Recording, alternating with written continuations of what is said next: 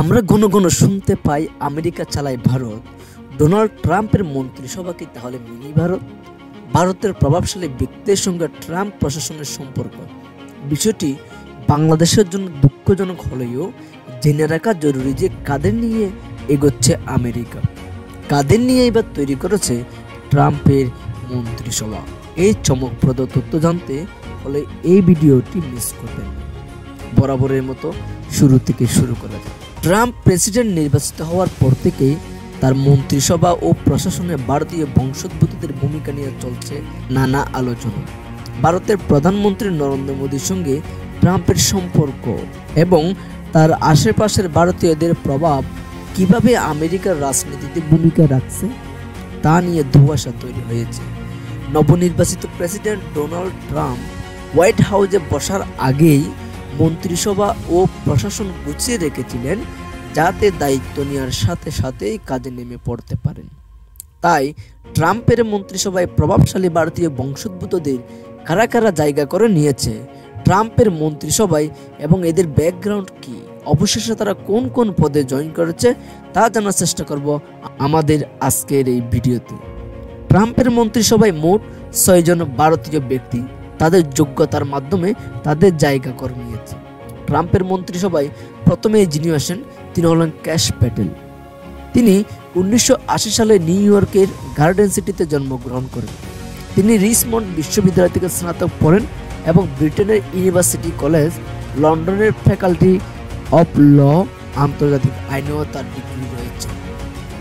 Cash Patel federal bureau of ইনভেস্টিগেশনের অর্থাৎ FBI এর প্রধান পদে জায়গা করে নিয়েছে।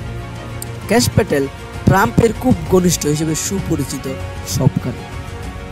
দ্বিতীয় নম্বরে যিনি আছেন তিনি হলেন আমেরিকার সেকেন্ড লেডি উষা সিলকুরি বান্স, ট্রাম্পের ভাইস প্রেসিডেন্ট জেডি বান্সের স্ত্রী। তিনি ক্যালিফোর্নিয়ার সান দিয়েগোতে জন্মগ্রহণ করেন। 2014 সালে কেন্টাকিতে জেডিবসকে বিয়ে করেন উষা। তার পূর্বপুরুষ ভারতের অন্ধ্রপ্রদেশের বাতলু থেকে আমেরিকাতে এসে পাড়ি জমান। উষার শিক্ষাগত যোগ্যতায় তিনি ইয়েল বিশ্ববিদ্যালয় থেকে হিস্ট্রি নিয়ে স্নাতক করেছেন এবং সাইকোলজিতে ক্যামব্রিজ বিশ্ববিদ্যালয় থেকে হয়েছেন স্নাতকোত্তর। তিনি কোনো জায়গা দখল করে না নিলেও তার হিন্দু ধর্মে বিশ্বাস রাজনৈতিকভাবে বান্সকে এগিয়ে নিয়ে যেতে সাহায্য করেছে। 3 নম্বরে আসে তুলসী গ্যাবার্ড। তুলসী গ্যাবার্ড বাংলাদেশের জন্য খুব পরিচিত, তার অনেক কারণ রয়েছে। যদিও তুলসী ভারতীয় বংশোদ্ভূত নন, যদিও তুলসীর সাথে খুব ভালো সম্পর্ক নরেন্দ্র মোদীর। তার মা হিন্দু ধর্ম গ্রহণ করায় তার মা কেরল তার নাম রাখেন হিন্দু ধর্ম অনুসারে তুলসী গ্যাবার্ড। তবে হিন্দু ধর্মের প্রতি গভীর শ্রদ্ধা তাকে ভারতীয়দের কাছে পরিচিত করেছে। তাছাড়া তিনি বাংলাদেশে মাইনরিটি হিন্দু অ্যাটাকের জন্যও স্পিচ দিয়েছেন। তিনি ন্যাশনাল সিকিউরিটি এজেন্সির নতুন ডিরেক্টর পদে জয়েন করেছেন। 4 নম্বরে রয়েছেন বিবেক রামাস্বামী, ভারতীয় বংশোদ্ভূত শিল্পপতি এবং 2024 সালে প্রেসিডেন্ট নির্বাচনের প্রার্থী। তার পরিবার ভারতের কেরালা থেকে এসেছে। তিনি ডিপার্টমেন্ট অফ গভর্নমেন্ট এফিসিয়েন্সির দায়িত্বে জায়গা করে নিয়েছেন। 5 নম্বরে যিনি রয়েছেন জয়ন্ত ভট্টাচার্য।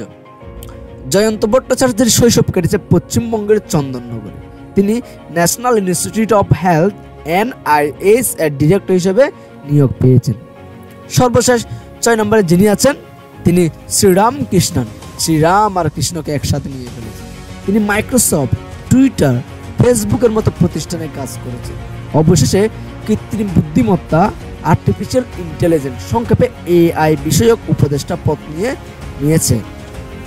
মোদি ট্রাম্প সম্পর্কের গভীরতায় নরেন্দ্র মোদী ও ডোনাল্ড ট্রাম্পের মধ্যে বন্ধুত্বপূর্ণ সম্পর্ক দুই দেশের রাজনীতিতে প্রভাব ফেলেছে।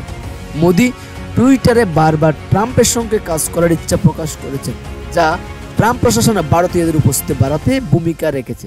বিশ্ব রাজনীতিতে ভারতীয় বংশোদ্ভূতদের প্রভাব প্রতিনিয়ত বাড়ছে। ট্রাম্প প্রশাসনের বিভিন্ন পদে তাদের ভূমিকা কেবল আমেরিকায় নয়, বরং ভারতের জন্য এক নতুন অধ্যায় সৃষ্টি করেছে। এই বিষয়ে আপনার মতামত কমেন্ট করে জানান এবং এই ভিডিওটি ভালো লাগলে লাইক, শেয়ার, সাবস্ক্রাইব করতে ভুলবেন না এবং এমন সব তথ্যবহুল ভিডিও পেতে আমার সাথে থাকুন। Thank you for watching.